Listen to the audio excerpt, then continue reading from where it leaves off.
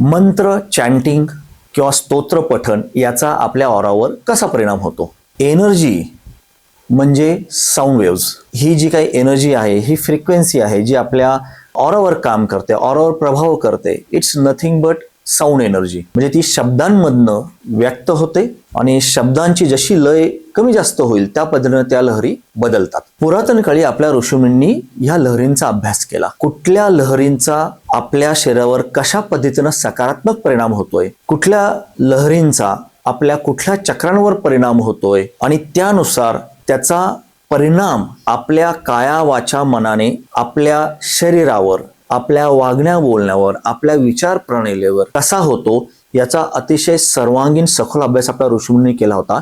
आणि त्याच्यातूनच त्यांनी मंत्रशास्त्र हे निर्माण केले. तर मंत्र किंवा स्तोत्र याच्यामध्ये जे काही विशिष्ट शब्द त्यांनी पेरले, त्याला विशिष्ट लय दिली, त्याला विशिष्ट क्रम दिला आणि ह्या गोष्टींची काळजी घेतली की तो विशिष्ट मंत्र त्याच पद्धतीनं जर तो बोलल्या गेला वारंवार तर विशिष्ट साऊंड वेव्ज किंवा ध्वनी लहरी आपल्या मुखातनं बाहेर पडतात, आपल्या ऑरामध्ये त्या प्रवेश करतात, आपल्या ऑरावर त्या प्रभाव टाकतात. त्यानुसार तो अपेक्षित परिणाम आपल्याला मिळू शकतो. आणि याचाच उपयोग करून त्यांनी वेगवेगळ्या देवी देवतांचे मंत्र निर्माण केले, स्तोत्र निर्माण केले की जेणेकरून त्याचं पठण किंवा चॅन्टिंग केले असता त्या विशिष्ट लहरी निर्माण होतात आणि त्याच्या माध्यमात जी काही फ्रिक्वेन्सी निर्माण होते त्या देवतेचे आशीर्वाद आपल्याला मिळावेत किंवा त्या देवतेच्या ऊर्जेशी आपला ऑरा कनेक्ट व्हावा, या पद्धतीची ती सगळी रचना आपल्या ऋषीमुनींनी केली होती. आणि म्हणूनच